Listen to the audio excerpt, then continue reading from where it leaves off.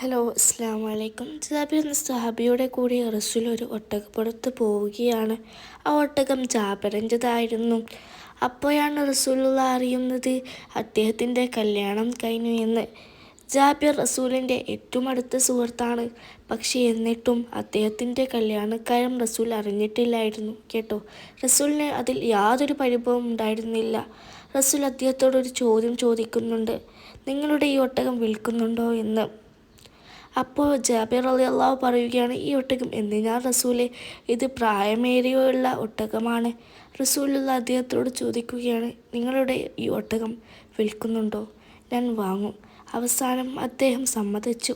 ആ കച്ചവടം 40 രൂപയിൽ ഉറപ്പിച്ചു.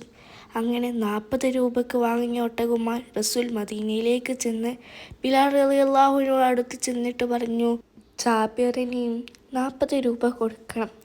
ഞാൻ ഈ ഒട്ടകത്തെ അദ്ദേഹത്തിൽ അടുത്ത് നിന്ന് വാങ്ങിയതായിരുന്നു. പിന്നെ ഈ ഒട്ടകവും കൊടുക്കണം.